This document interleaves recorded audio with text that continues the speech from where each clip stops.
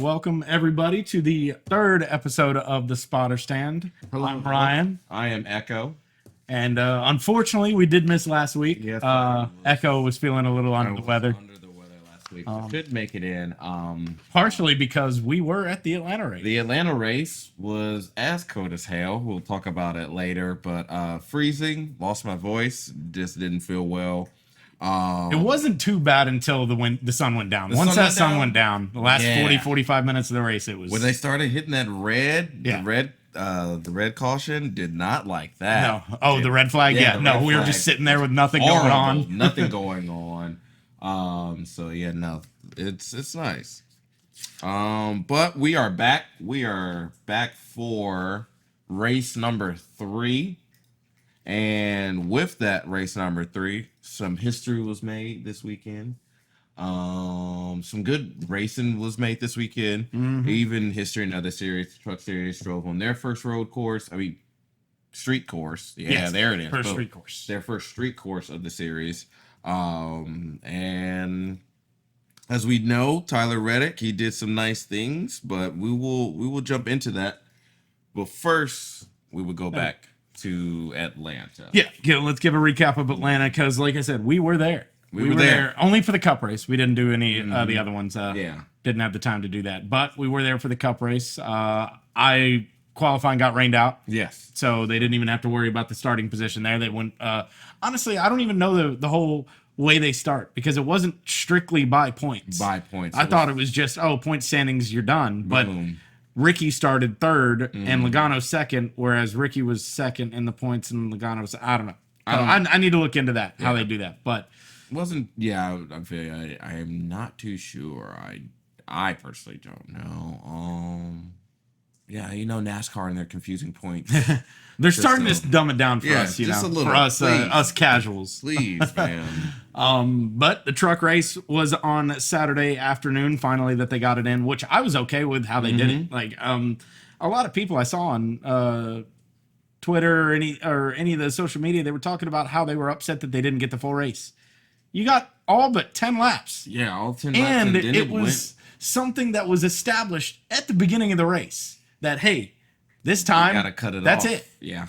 So all the teams knew about it. All the teams were racing with that in mind. All that did was just shorten the time that they went all out after. It didn't change. It didn't change. I don't think it didn't change an aspect because, like you said, due to the weather last week, some things were around. But like you said, it's not like it was. It's not like most inclement weather where it comes out of a surprise, or sometimes, they're not really looking at it. This was something they did know. They did also race like that from just the beginning. The race was good. And so the last 10 or so races, because you're trying to get 2 races in the same day, last 10 or so laps, Yeah.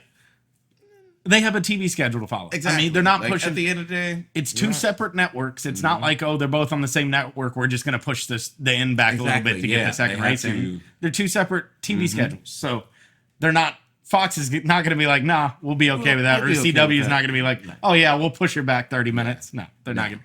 And you got like I said, all but 10 laps. It would have been 5 more minutes. And it was on FS1. FS1, yeah. FS1? It was on FS1. So, could just go. I understand it. I guess people aren't there. I am living the luxury of YouTube TV.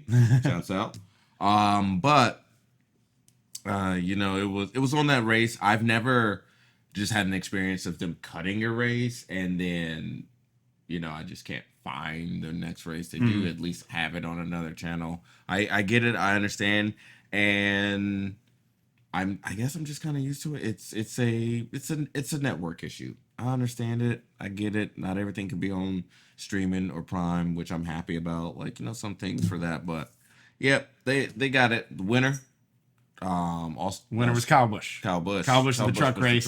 Carson Osavar pushed him to the win. Didn't try and do anything crazy at the end. He did some crazy things during the race. I saw him squeeze one guy against the fence or just fit his car in there just barely. He was trying all weekend. But yeah, you had Osavar also doing the double burnout with Kyle Busch out there. That was pretty nice. I like that. And then you had the O'Reilly race started right after. Honestly, great race. Great race. That was great race. I mean, you had a lot of people up and through the field, and I mean, Raja drove a great race. I was about to say that. Didn't get the finish he probably wanted, but did really good. I would say, like, especially first full year in the Xfinity car. So you know, so far he's showing really nice. And then you get Austin Hill saving it on the last lap. I don't know if you saw that, but Ross Chastain. He swerved all the way. Oh yeah, he was on the apron. Honestly, I don't know how he didn't come back on the track and hit anybody. Kill anyone, but yeah. But the winner, Sheldon Creed, finally gets his first career win in the O'Reilly Series after 15 runner-up finishes. 15. That's a lot. Congrats for him. I mean, Steve Martin. Mark Martin's territory up there. We knew it would happen eventually. We were just wondering when, and it took longer than people expected probably, but I mean, he has a shot to win the championship this year. They don't have anyone driving away with it. I mean, Austin Hill, of course, has done really well in all 3 races now after COTA too. Yeah. Because he finished. He was up there. I don't remember. He might have finished second. Can't remember. I'll have to look that up. I'd have to look. Check that. But, fact check that. yeah, fact check this. But yeah, and then of course, the Cup Series on Sunday. We were there. We were right there watching it. Right. It was Atlanta's the best track in the circuit. Yeah, in my opinion. Atlanta's the best track. I've seen 3 races, and each one has topped the last one that I've seen. And those are in person 3 races. I think I missed 2. But the races just keep getting better and better. It has not produced a bad race in like 3 years. It just hasn't. Just elevating. Every single one has just been a nail biter on the edge of your seat. It doesn't matter what lap it is. You're sitting there watching these guys dive in 3 wide, turn after turn after turn, because everyone has to take the runs that they get. And if they don't, they're going to get shuffled back because the guy behind you is going to take that run. So it was like really great racing all throughout the day. It was nice being there too. Like stage 1, they kind of took their time. You know, they were just bleeding it out. You know, just trying to see. You know, except that was stage 2. I was about to say except Larson, but that was the end of stage 2. He decided he didn't remember how to drive a race car. Yeah, and totally lost it out there. Our winner was in how many wrecks? 1. He was in the Denny Hamlin wreck. Yeah. The wreck that Hamlin turns. Yeah. The first Denny Hamlin wreck, because Hamlin was in 3. Hamlin was in 3. Logano, I think, was in 2 or 3 as well. Even coming back up into the field towards the end, still managed to get into a wreck. Yeah. It's like, the kid couldn't catch a break. Can't catch a break. Atlanta is not his. Super speedways just haven't been nice to him in a long time. Thank you. Since the 500. Since the one he won. Hey, look, winning 3 500. It's like he sold his soul he got that third one. Sold his damn soul, and then that was it. It's sad, but you know, not a lot of people can say they won that 3 times. But I will like. And then I mean, you also had the exciting ending with the double overtime. I mean, in the cold. Yeah, extended the cold. Were the drivers super cold in the car? No, it's still really hot. In the car? It gets hot in those cars. I mean, you think about it, it gets to like at COTA, for instance. I mean, it was probably 120 degrees in that car. Yeah, but it was definitely it's probably 90, 80 degrees. So it feels normal. Yeah, on a cold night like that. Because the COTA was our first race without any crazy cold weather. Yeah, we're 3 weeks, 4, if you want to count the Clash. We're weeks in. First one not affected by weather whatsoever. Well, I guess Daytona wasn't. It almost affected with because they moved it up an hour. They moved it up an hour. Yeah, as soon as it was over, poured down like heavens open. So, but I mean, the big talk after the Atlanta race was Hocevar. Was 100% Hocevar. He was the talking NASCAR. Shoot into that hole. That was probably only 3/4 of a car width wide. I know. But damn it in there. He's getting pushed by Ross. It's Hocevar. He's going to take that every time. And you kind of got to know it.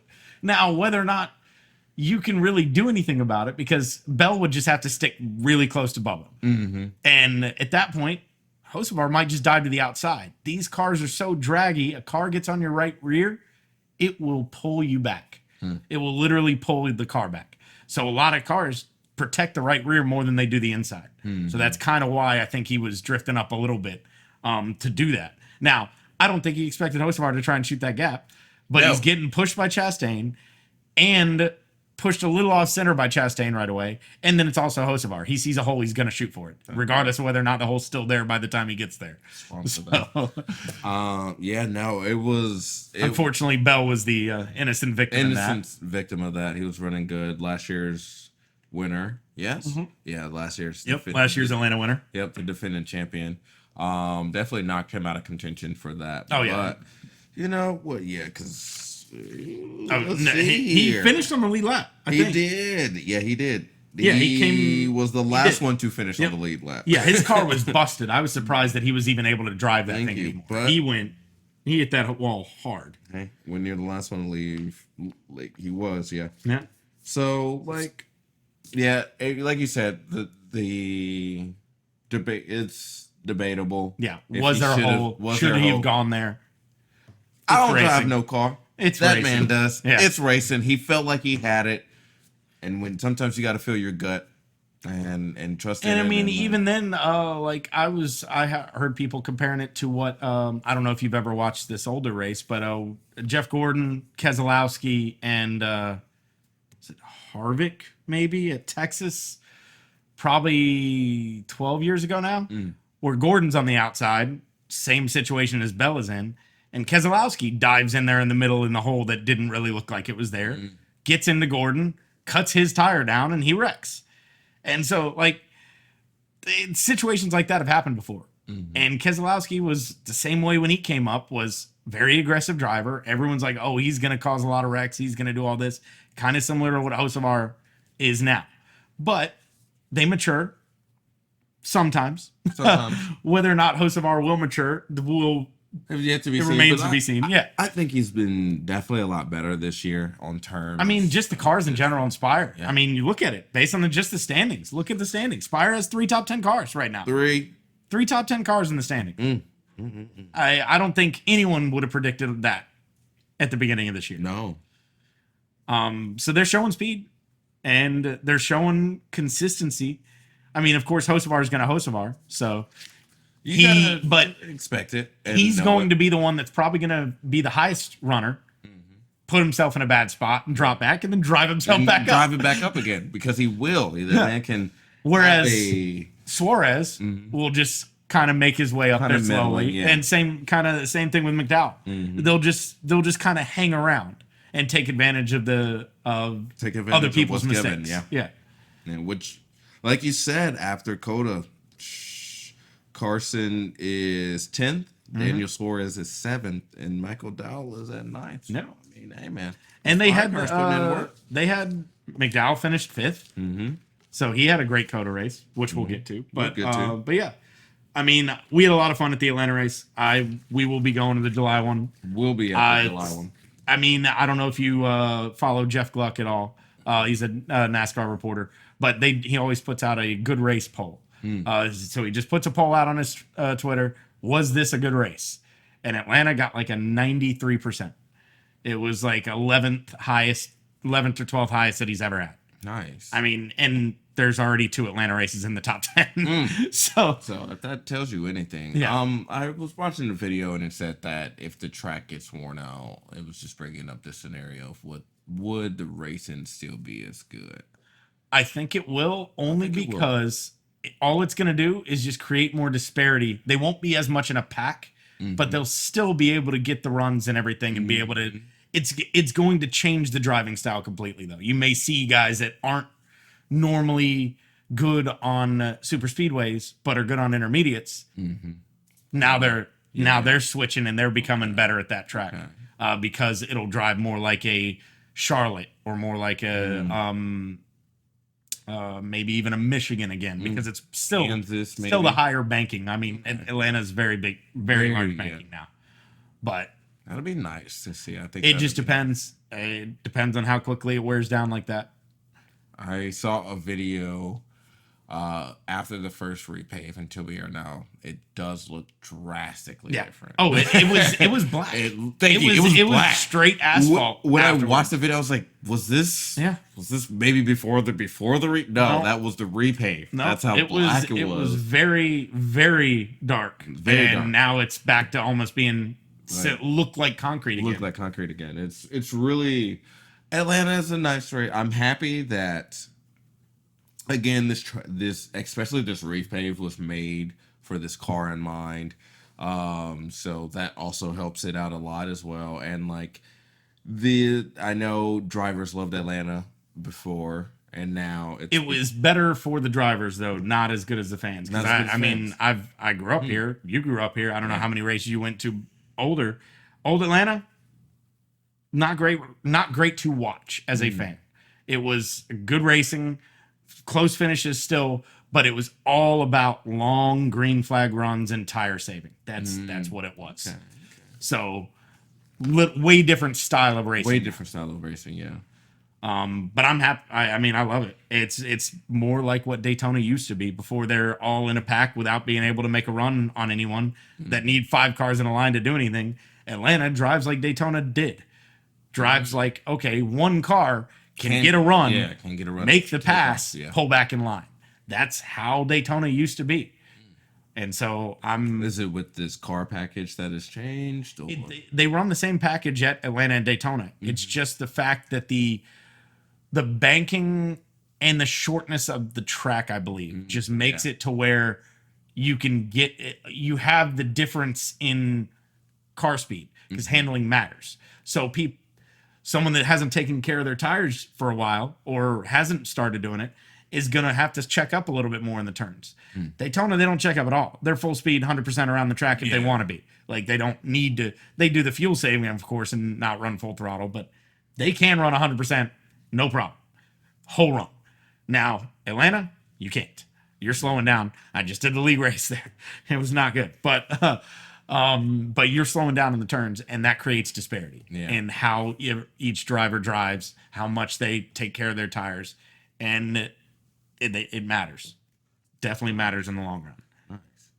Nice. Definitely one of the best races we've had in a while.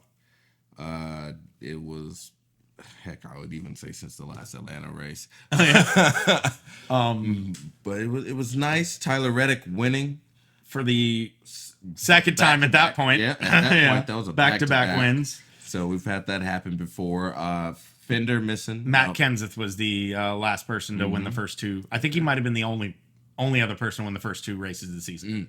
All right, so okay, history made right there. No, what was it? The front end of his car, the right front fender, right front fender. from the Hamlin accident, because he drilled Hamlin in the side. He did.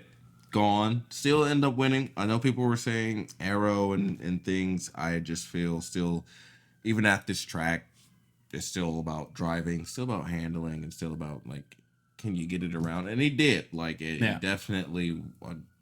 Maybe it's because I was there. Maybe the biggest thing bias. I heard because I listened to DBC with Freddie Kraft was talking about it because I mean he's Bubba's spotter. He's watching Reddick for sure. Watching, yeah. And he even noticed a couple laps before the overtime on that run that Reddick was getting tight out of say 2. And he's like, well, okay, the damage he might not be able to stick to our bumper if he's in line with us. And so that came into their decision making to go up on that last lap or on the second to last lap of Bubba try and go up and block the high side of Hocevar's run. But Bubba went up too high. He left just enough room that Hocevar squeezed his nose in there, and then that was it for Bubba. And then of course Hocevar drove him into the wall going into 1 in the last lap. But drove him into the wall. Yeah. Got him on out of there. So coming out of also Atlanta 2, we had Chase Briscoe coming in second. Yep, which he kind of came out of nowhere. He did. He really came out of nowhere. In that I don't race. even remember Chase Briscoe. Yeah. The most I remember of Chase Briscoe was driving around the track because he was already out of it. Right? he was in an early accident, and so like he was not there. But, Ross Chastain, number 3. Yeah, Chastain was the one pushing Hocevar, and Hocevar did hold on to 4th even after he almost got up into the wall. So, very respectable. I mean, Carson took the 4th spot. Daniel Suarez was number 5. Nice. SVG on ovals, man. SVG. First 2 ovals, and he's got, what, 2 top 10s? 2 top 10s. No, he didn't finish top 10 at Daytona. Yeah, Daytona. No. Yeah, no. He was up there. He wrecked, but he was up there. We were rooting for him. We were rooting for him, but he did wreck out on Daytona. Damn. Shade records. Zane Smith, 7th. Bubba Wallace was your 8th spot after having a great race, but he said that second to last lap. Yeah. I mean, that's 2 races in a row for Bubba that he was leading late. And then something happens. Come on, Bo. We got it though. Still great showing. For just 23-11 in general. Yeah.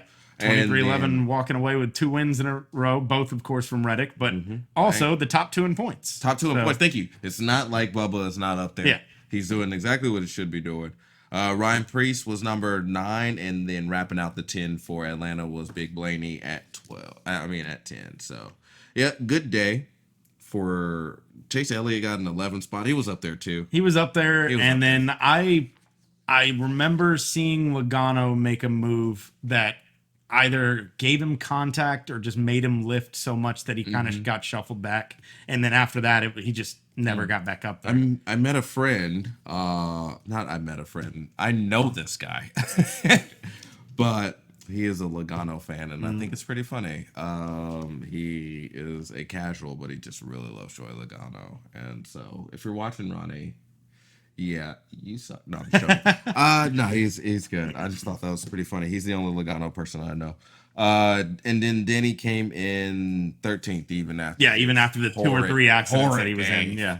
I got those points. Listening to him say, he was like, yeah, I was happy with the 13th after all that day. Take a 13th after that day. It was nice. But yeah, no, Connor Zillage had a really good showing in there. He was moving up through the field. I think he got up to 5th or 6th at one point. Yeah. He was and then he was involved in the Hamlin wreck. That was I think he got turned in that one too. So it was crazy. 57 lead changes. Yeah, most lead changes ever. Drivers. It was either the most lead changes ever or it was the most different drivers leading. I think this one was the most lead changes ever. Because the Daytona was the most different drivers that led. I believe. Yeah. But yeah, 57 lead changes. Yeah. And I know, like even if you put your little nose out in front, that's a lead change. But like, just to even have that much competitiveness from a race. Yeah, I'm not sure if they changed number of lead changes to leading the lap or not. I don't know if there were 57. I don't think so. Different. Yeah, no, because Larson led 4 laps, so now Yeah, I'm not 100%. But like a lead change is like, okay, you could lead 10 laps in a row and then it changes, or you could lead one, next person lead one, next person lead one. So. I don't know if it just only counts it at the end of the lap or any time during the lap, because I feel like there would be a lot more if it was, especially at a place like Daytona. Yeah, where you just squeeze out a little bit. Yeah, you're right. That's a yeah. So I feel like it's just at the end of the lap. But still, 57 lead changes doing that.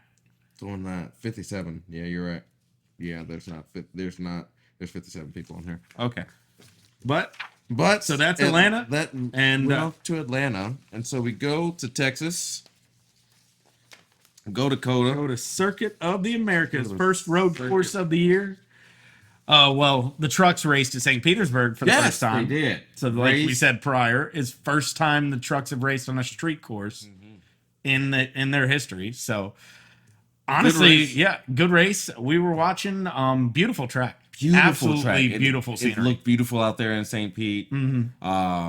There's one, I think it's like on that back straightaway before the Yeses, it's just the water. Yeah, there's one. The bridge goes over. Yeah, and I was like, once they panned out from there, I was like, oh man, it was a really beautiful track.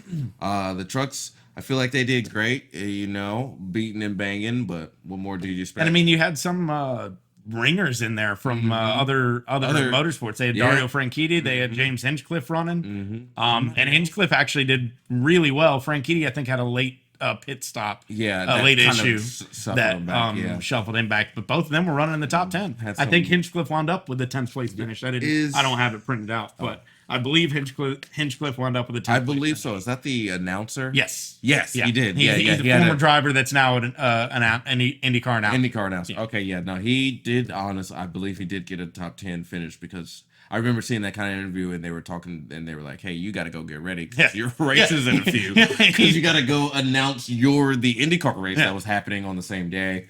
And so that was really nice. I did watch a little of the IndyCar race. A little side note, I did watch that just because the track was really beautiful, and it was on right after.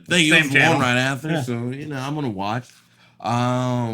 I side note again. I do like the IndyCar NASCAR doubleheaders. I think that should be a regular thing. Why not? I'm feeling that next week we got Phoenix, so they're gonna be at Phoenix, and we are. I just started watching some IndyCar because I was just surprised that they were able to do the ovals, and just to do that style, and then go on the street course, go on the road course, and they do it all. They do it all, and I really like that. If you're not watching IndyCar, give it a little watch. Give it a little watch. It could be. I always watch the 500. Yeah, at least definitely watch the 500. Always watch the 500 because it's just a great day for motorsports at that point. You got Monaco in the morning, you got the Indy 500, and then you got the Coke 600, and it's just like, great day. It's a great day. Always. And I'm like I said, I'm watching them when they hit on the ovals. I love as a NASCAR fan.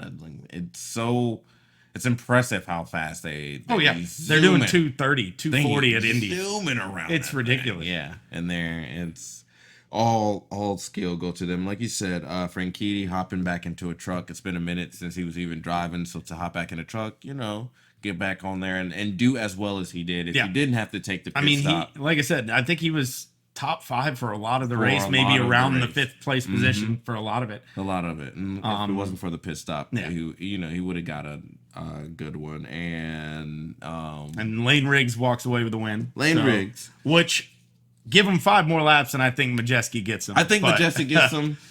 They were definitely battling all day. The top 5, especially top. I would even say the Thor top Sport 7.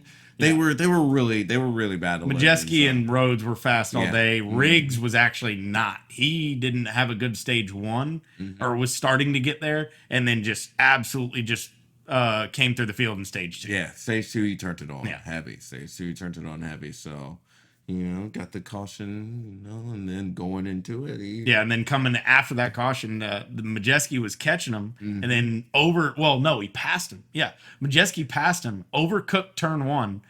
Or I think it was turn 1, and it might not have been turn 1. He overcooked a turn, almost went into the outside wall a little bit through the grass, came back on, held, I think, 5th place. I think it was 5th. And then still managed to drive back up there. Luckily enough, he didn't take that hard of a hit, or he didn't even take a hit at all. He did hit it. If you looked, his left front was a little bit dented, but it wasn't enough. It wasn't to do anything crazy, but nice because had a little mud on the tire. Had to get that off. Had to get that off on the next couple turns. So, but it was like I said, very nice, very, very nice race.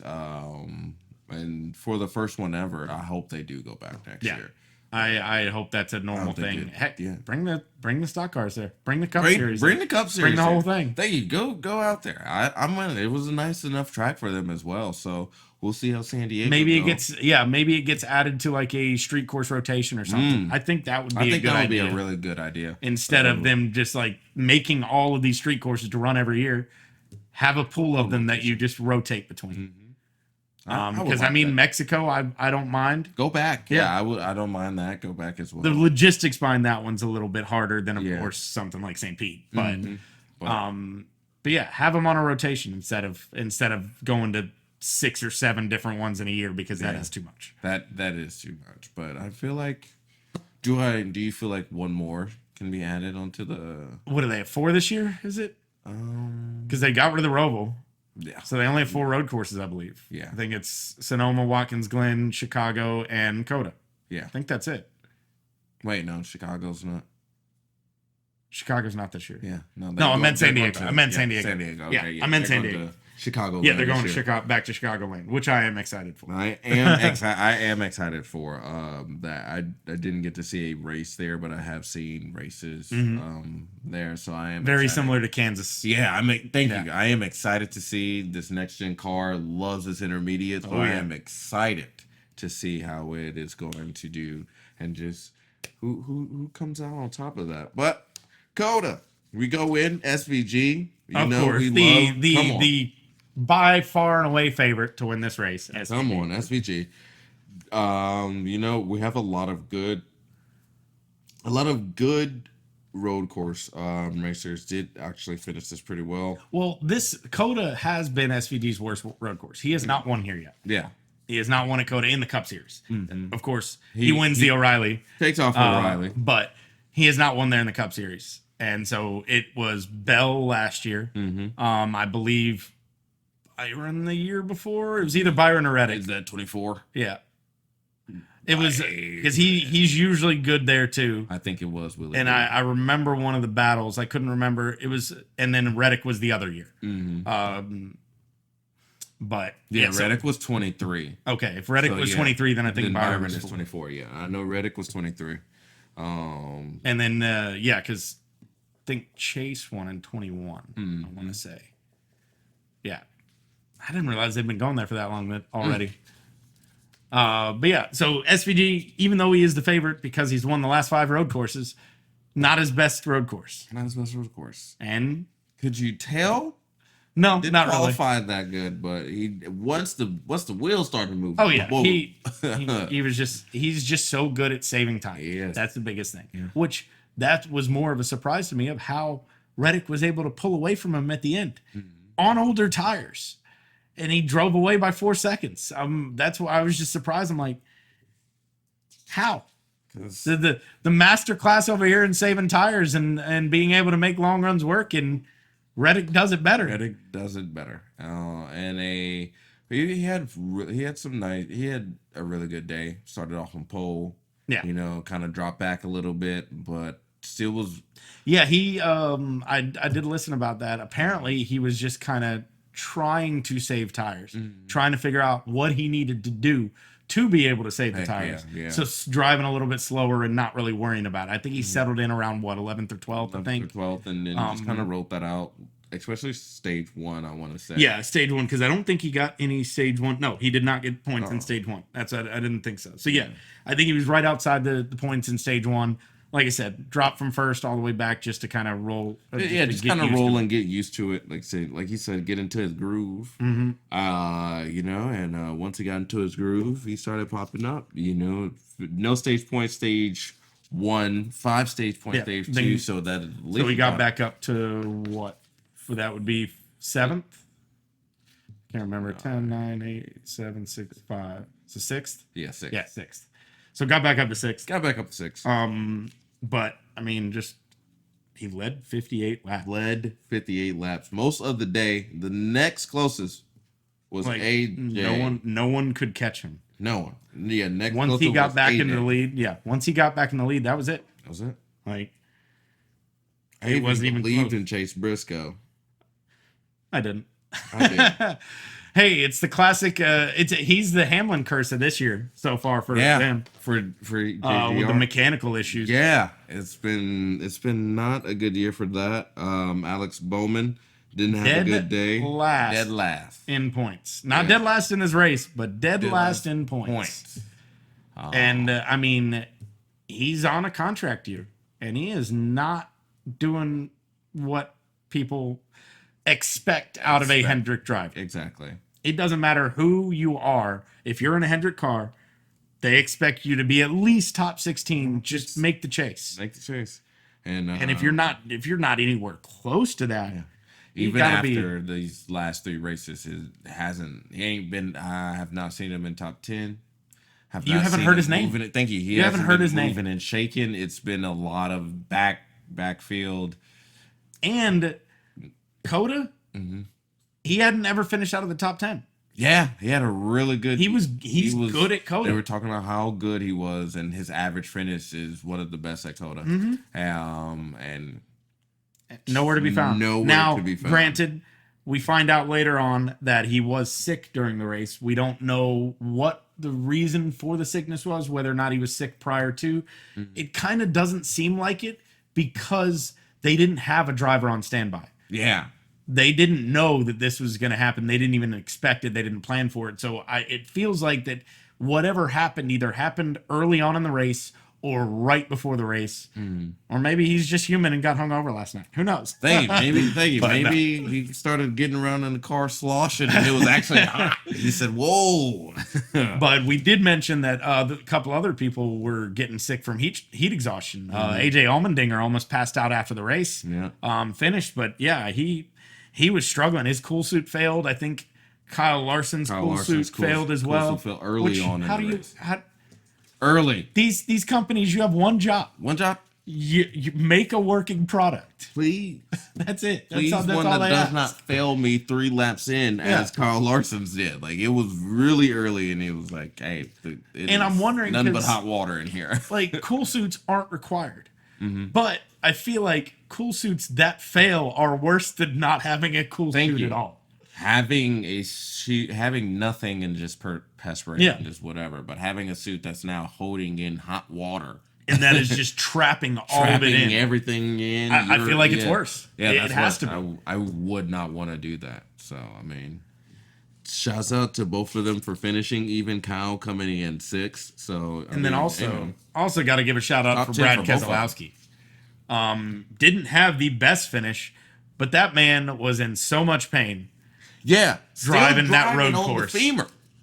Like, still driving. Just with the fact femur. That he rehabbed. They told him he may never walk again, and he rehabs, drives to Daytona, drives Atlanta, and then does a road course. He could have easily just said, "Oh, I'm out. Like, now I'll take another rehab week."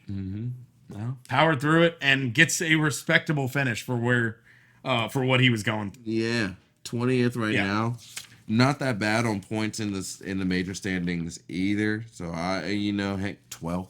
Yeah, no. RFK's doing well points wise. I think they got 3 in the chase right now. I think all 3 of them. Busher, Ryan Preece is number 16. Yeah. So they got all 3 in the chase right now too.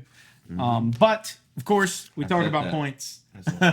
We talk about points because we can now. It matters now. But it is still a very long regular season. It is. So, we are only 3 wins in.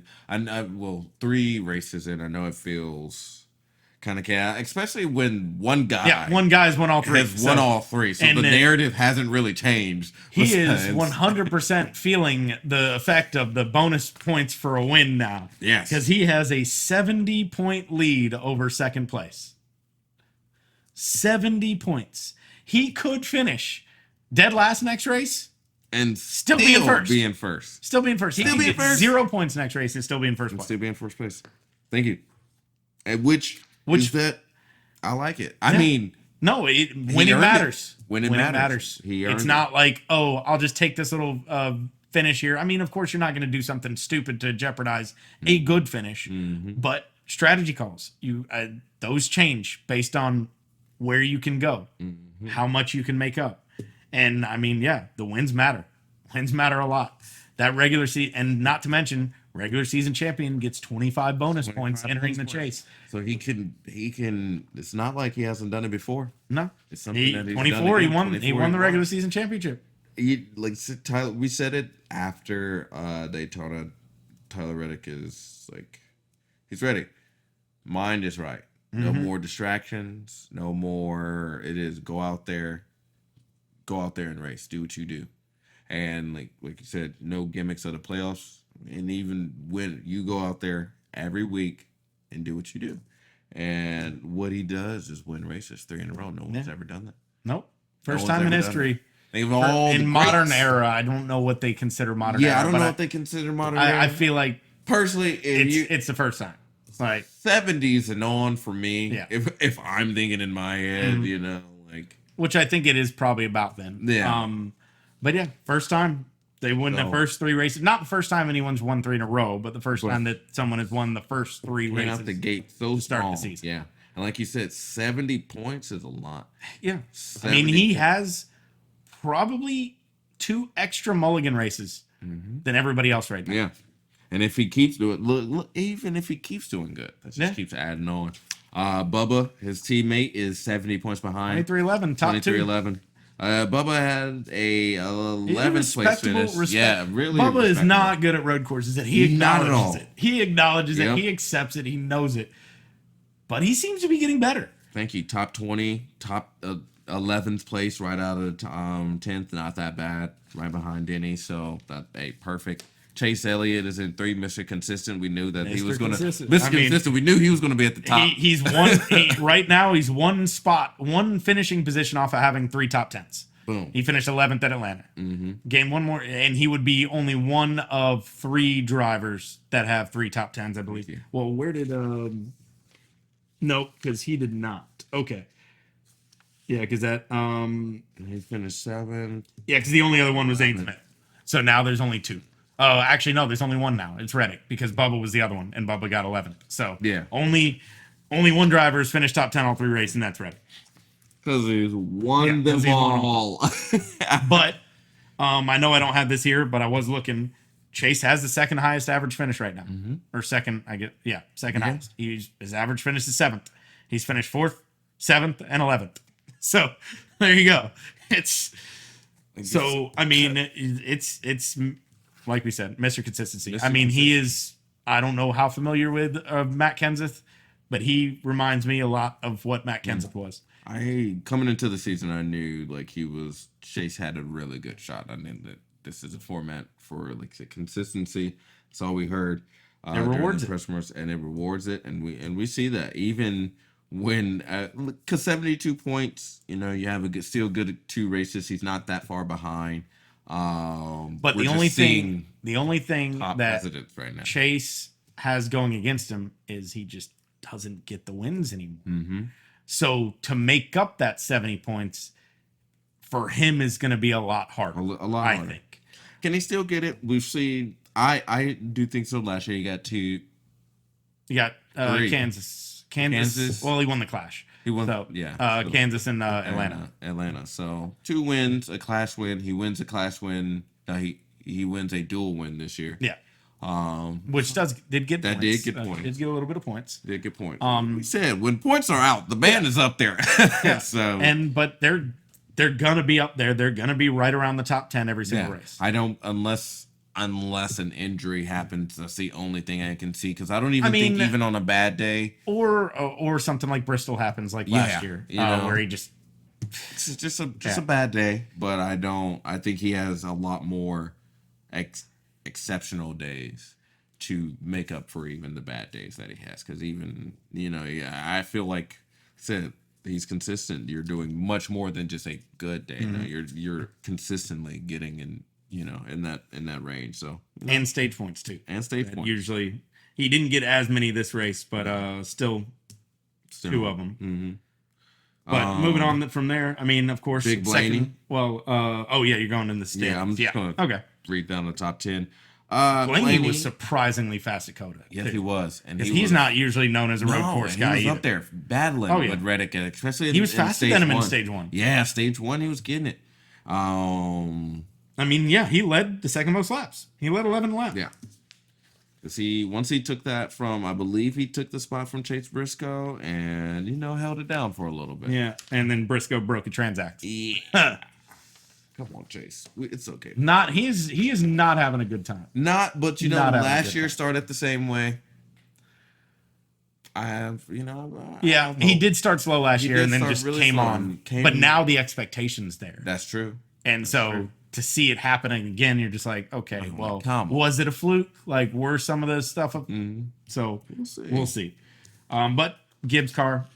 So yeah, Gibbs car. We'll see. SVG in 5th in points after 3 races. I'll take it. SVG would come out of Daytona, Atlanta, and of course the first road course. People expecting him to do well there, but the first 3 races of the season, SVG's 5th in points. SVG is 5th in points. We were talking about him will the road courses get him enough points to squeak into the chase? He may just flat out be in it. I think, what is it, his second full-time year. He raced a little bit the year before. Oh yeah, I mean more time in this car, more time, and he's a great driver. Yeah, he's a quick learner. He's a quick learner, great driver. To even see him even have this type of success, and when the first two aren't even his specialty, the first two tracks aren't his specialty. I mean, so they are a different style of oval racing than next week when we go to Phoenix. I mean, that will be, I think, I'll talk about it here in a bit, but Phoenix will be a gauge for how good teams are. Yes. Yeah. But yeah, it's super speedways. So, and he knows kind of when to be aggressive and when not to be, unlike some other people, Kyle Larson and Hocevar. But Kyle Larson tried to take SVG out at Atlanta. He decided that I turn left right now. Good luck, everybody else. That's pretty much. I believe Kyle Larson is as dangerous as Carson Hocevar, but he has two things that Carson does not. Championships. So he can back up that dangerous because he can still win it. You know, they talk about you differently until you win. Come on now. So hey, they talk about you differently because as I've been watching, Larson is dangerous out there. He if he feels like he can do it, he gonna do it. And I will even say too, he can do it, you know, and that comes with experience. He's been driving a lot longer, so like a lot of his times, even if he does something risky, he's able to pull it off. And like, or if something goes bad, he's still able to, you know, I've seen make something of it. I've seen him save some crazy shit where I'm like, bro, you should have been in the wall right there. But you know, so I feel like you said, he has two things that, you know, he had two championships to prove that, hey, I am this dangerous, but when it comes to getting the job done, I can still bring it home. So like, Carson, win, please. We're rooting for you out here. we really are. Because I don't feel like just me personally. I'm hoping Hocevar gets his first win soon.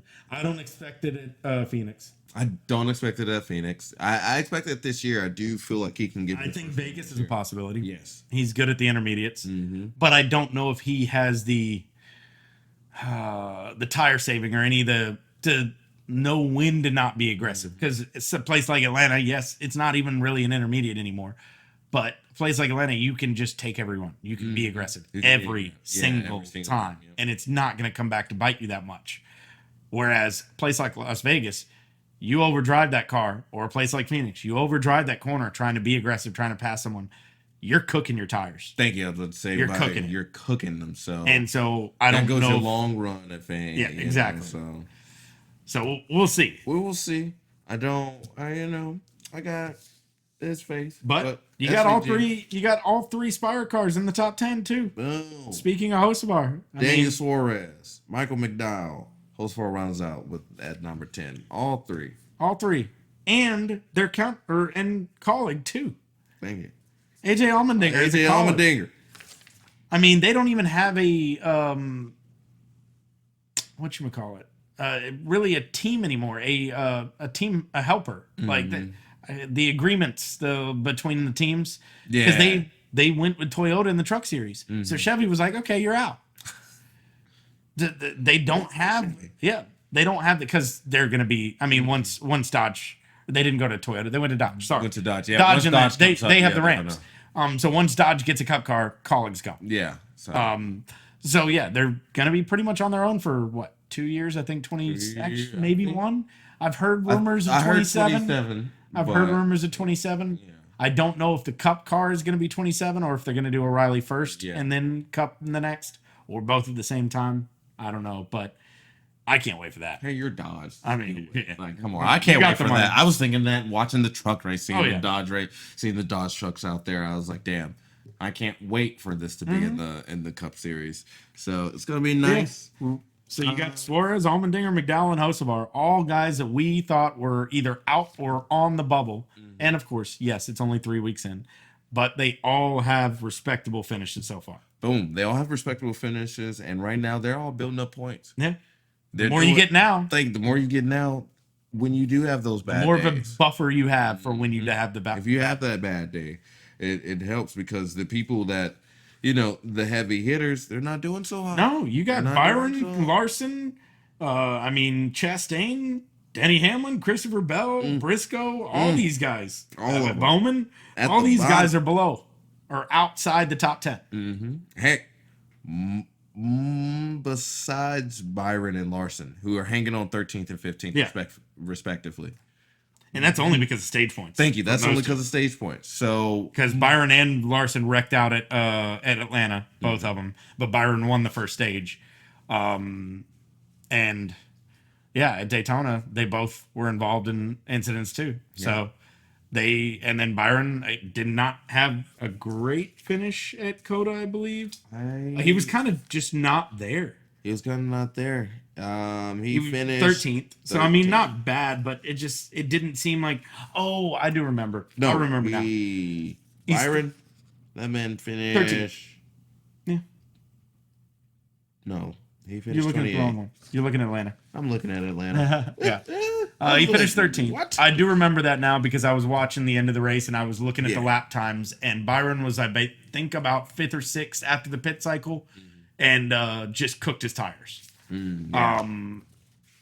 So he cooked his tires, and I'm watching. I'm like, oh, Elliott's like half a second faster. I'm like, okay, cool. Byron's gonna drop back, and he did. He settled around 13th. He hung on to what he could, but I think he just either overdrove it or pitted too early to where his tires were starting to fall off already.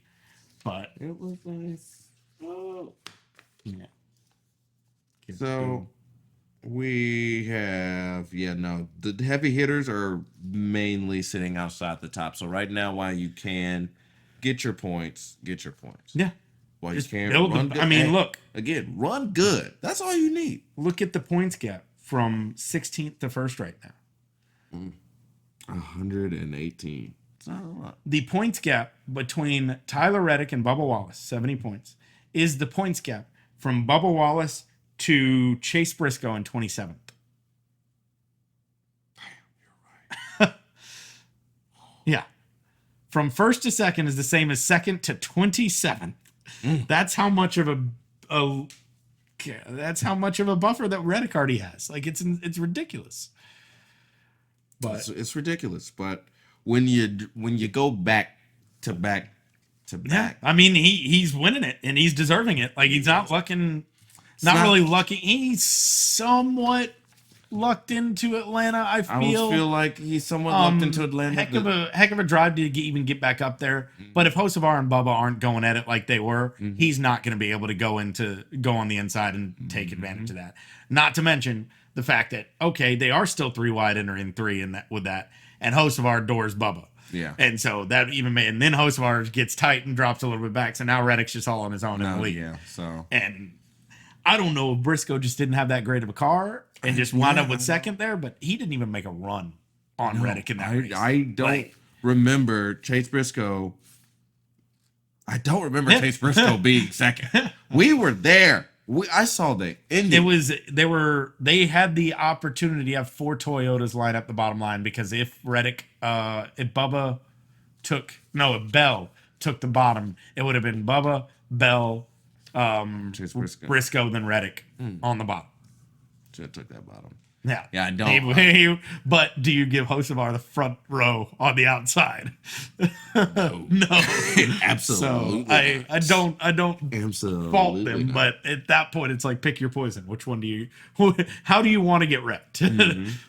So some of the biggest letdowns, who do you have so far going into the season? Season's early, things could change. Who you got? Big one. I don't know if it's so much of a letdown, but it's definitely way below expectations. It's got to be Bowman. I mean, it's a Hendrick car. You got to expect better from that. Yeah. You can scratch the COTA race up to him being sick.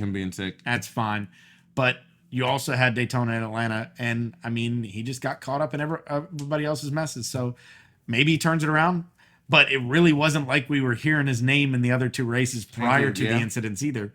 He was just kind of riding around in back teens, low 20s. Low 20s. So they have not shown the speed at all. No, they have not shown the speed at all. They just again, still very early in the season, but after coming off of, like, we all know silly season, we all know the rumors of just hearing that this is Bowman's last year. This is Bowman's last year. I'm a big fan. At this rate, it will be. Thank you. I'm a big fan of shutting them up, and you ain't shutting them up. The haters are talking. But also, that gets to your head. I mean, you got to think, it definitely with does. being dead last in points, you're thinking to yourself, Bowman's probably kicking himself. He's probably, and it's hard to get out of that. It really is. I mean, even with Reddick last year, not necessarily not performing, but not getting the wins. Not getting the wins. And it gets to you, especially after you've gotten used to winning. Bowman doesn't have a ton of wins, but he has some. I think he has a ton of knowing what it feels like to be on top. And right now he is, pun intended, dead last. Literally he is dead last. 23 total points on the year. 23. The only people below him are people that don't race. Bubba has more points from just his stage wins. Boom. Just his stage finishes.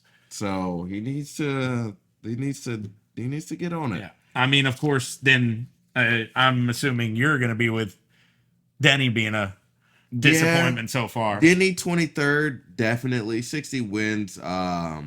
Definitely. Is he running good? Yes. Yeah, he's been running good. He was leading both Atlanta and at Daytona at one point. Heck, he even finished well in COTA. Not even a good racer.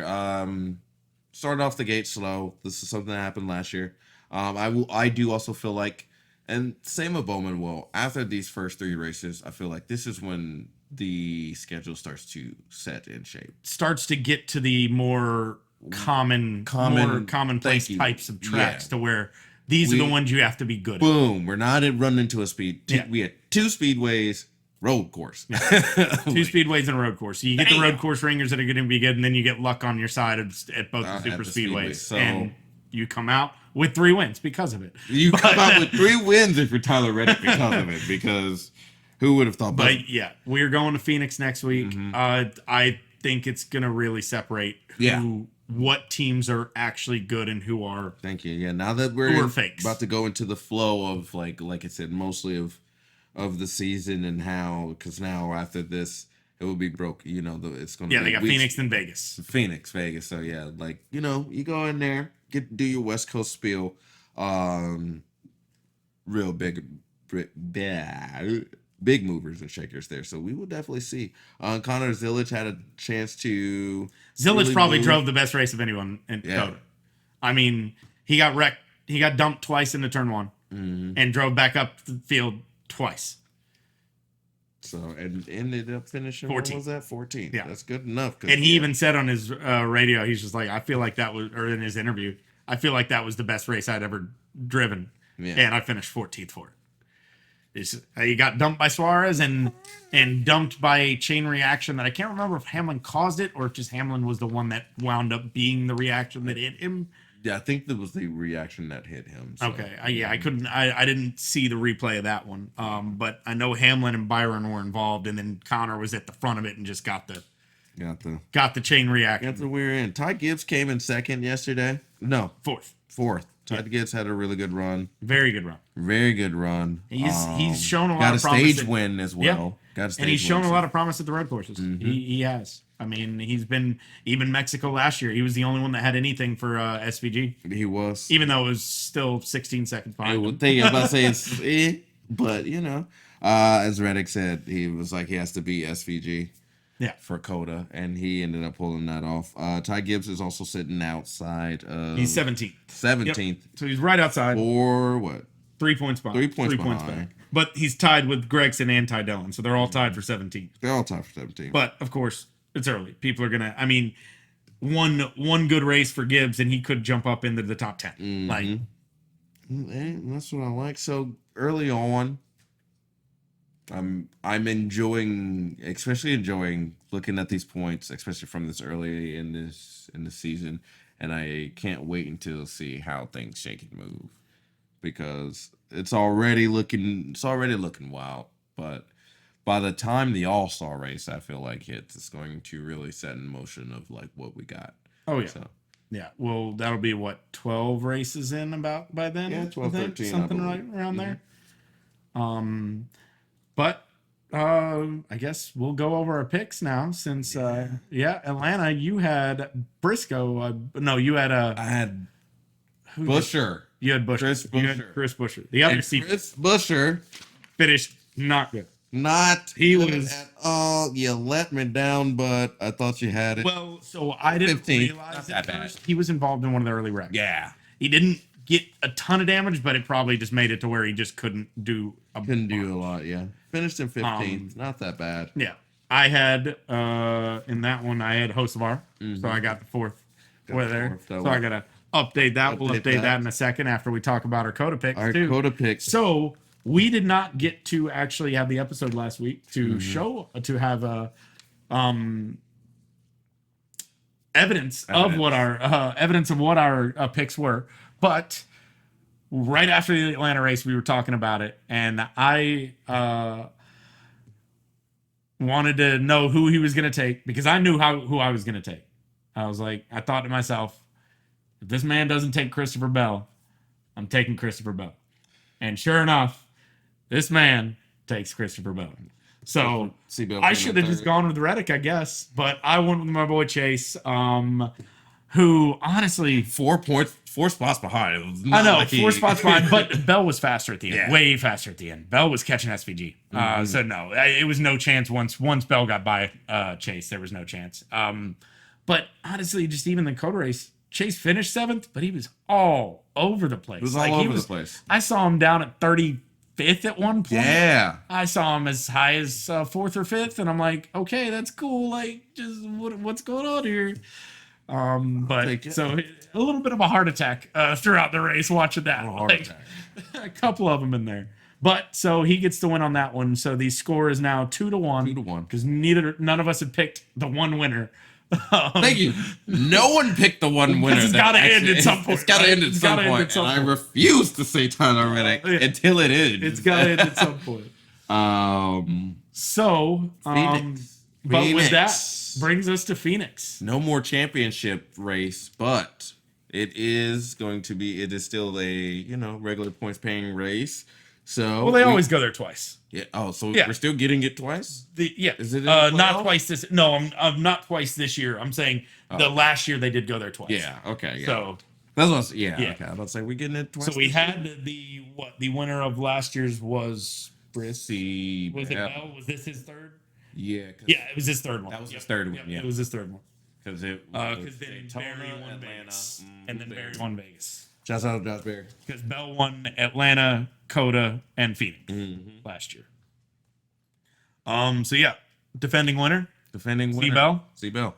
I already picked him, so I can't go with that. Yeah. Or no, I didn't pick him. I picked him. So you can't go with that. You can't go with the defending winner. Yeah. Did I have faith that he's going to win again?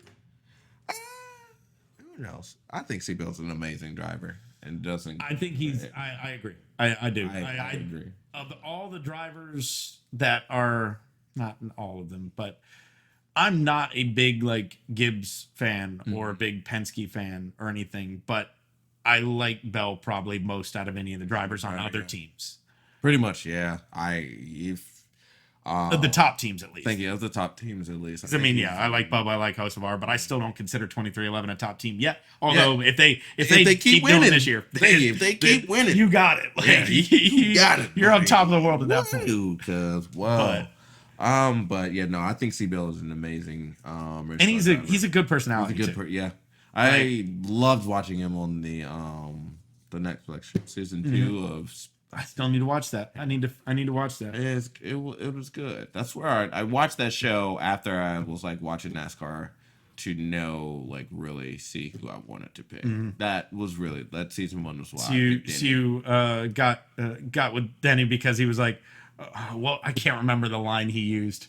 But it was something. It was a very arrogant line. I thought he was arrogant. I was like, this guy is my guy. But he can back it up. He can back it up. 60 wins now. So 60 wins a lot. But yeah. So I don't know if you just want to go ahead and throw your pick out there. I mean, here's your list. Yeah, right here. My pick for Phoenix. Let's see.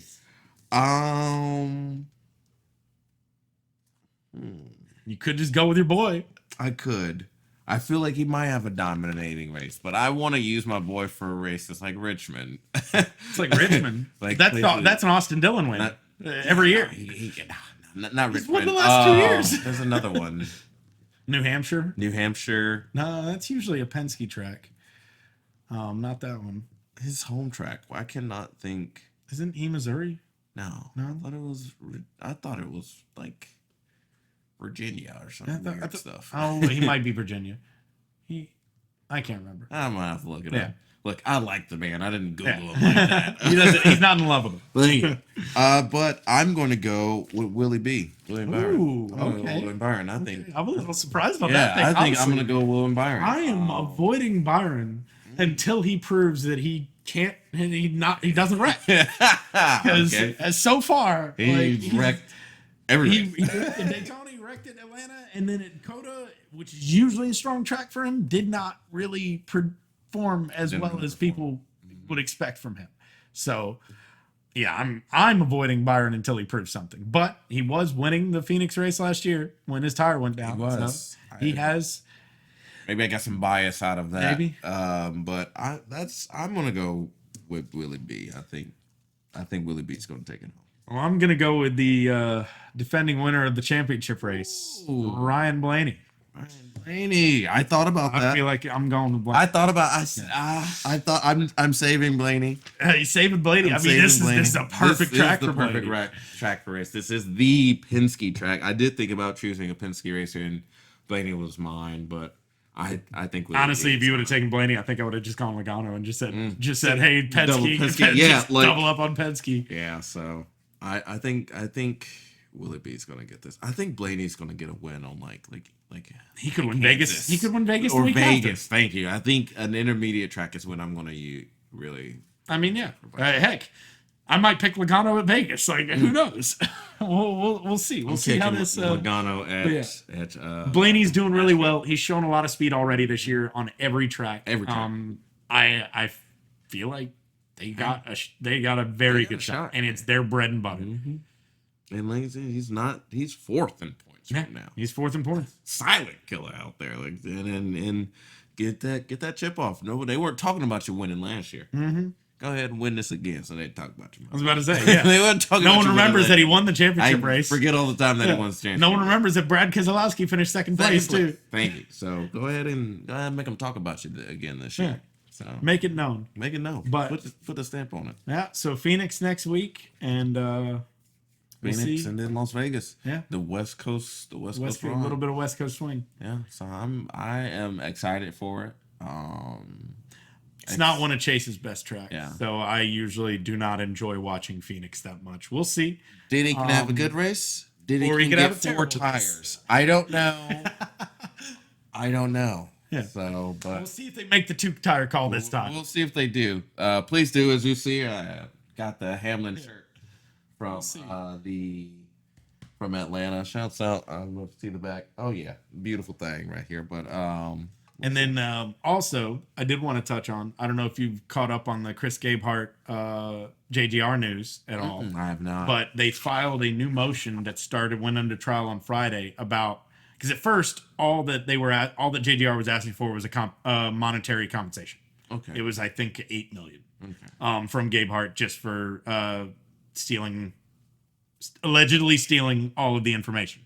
Then they upped it to now they want a restraining order against him so that he cannot work for Spire.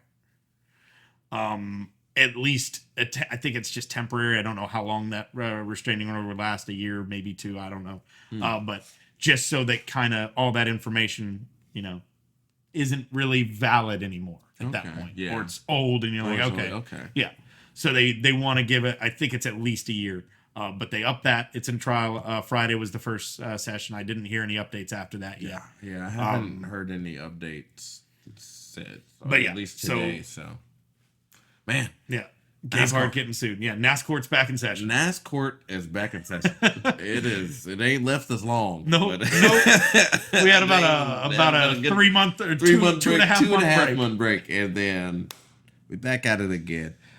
We will definitely keep you guys posted on that story as well, along with many others. because I don't think I got anything else. I don't think I got anything else either. We got Phoenix next week, Las Vegas the week after, and we're about to really get into the full swing of the season. So I'm with it. I'm ready, and so far it's been a good one. I mean, it has not been a bad race yet. No, there's not been a bad race. It's not been a bad race. There's not been NASCAR bad officiating. No, they again. I mean, COTA doesn't really count, but even we didn't talk about it. Even in Atlanta, the whole weekend, cautions were not thrown for just single car spins. Single car spins. The only one I remember getting thrown for a single car spin was SVG, spinning on his own out of 4 and going to the infield. Because he was stuck, right? No, he didn't get stuck. He drove it all the way through to the pits, but they were worried about him spinning and coming back up the track. That is the only thing I can think of. But that's somebody got stuck and they had to caution it. Who was that? Was that Noah? No, Larson slammed the wall in the front stretch. Somebody had to get pushed back. Too. I thought that Noah's car got busted in one wreck. Austin Dillon, because that was the Austin Dillon wreck as well. Tore up a bunch of cars. Of course, the red flag. I mean, I think they said at one point in that race, 28 of the 38 cars on the track were involved in a wreck. It's very reminiscent of last year's Atlanta. Yeah, just separate ones this time. Not separate ones, you know. But it was last year at Atlanta was hilarious because the big car took out almost half the field. 24 cars, I think it was. It's the biggest wreck in modern era. Like, it was Cup something series, I think, or something wild. like that. 24 people were involved, and so it was crazy. But yeah, officiating. Broadcasting has been solid. COTA could have been a little bit better. Could have been a little better. I feel like that's just just road courses. It really Thank you. It's hard. It's hard to keep track. You're not looking at the whole track. Thank you. You're not. You don't have view of everything going on at all times. So I chalk it up to that, but I wouldn't say like it was bad. I wouldn't say there was a lot of too many commercials or not enough full screen racing. Like it was a pretty good race. It's just road course. And also speaking of broadcasting, the broadcast. I don't know if you saw the Atlanta O'Reilly race. It was the most viewed O'Reilly race in 10 years. Beautiful. Almost 2 million. It was 1.8. Yeah. I did not see that. But I mean, the race was good. The race was so good. Just 36 races, all Atlanta. All Atlanta. Thank you. Give me 36 races, all Atlanta. Everybody has a shot to win. You know what I mean? You never know what you're going to get. You never know. But it was pretty good. But yeah, we're going to head out of here. But I think that's it for it. So thank you guys for tuning in. Thank you. To a little bit longer episode this week so we can catch up and hopefully Echo stays out of the sickness. Thank you. Bug no more cold races until the not winter. even. I was about to say I don't even want to go to a cold race, so it doesn't even matter. I don't even want to go to a cold race. No more cold races. That was horrible. But yeah. Thank you guys for tuning in. Don't forget to drop us a follow. We are live every Monday, 7 p.m. Eastern. Try to keep that as much as possible. And if you don't follow us on X already, follow us on X. The link's in the bio. We'll give updates on our picks, anything we see going on, anything we need to let you guys know about. And, of course, any updates on the stream if we do wind up having to change times or miss a week or anything like that. So just give us a follow there. And then, of course, look out for the YouTube video this tomorrow. Sometime tomorrow should be up. And then also the podcast will be up tomorrow on Spotify. So I love it. Yeah. Make sure you listen to wherever you get your podcasts. We're on Apple Podcasts, Spotify, and then YouTube as well. So find us at The Spotter Stand. That is the Spotter Stand. Come on now. All right. Well, y'all have a good week, and we will see y'all next week. We are out of here. Thank you guys for tuning into the Spotter Stand. Thank you.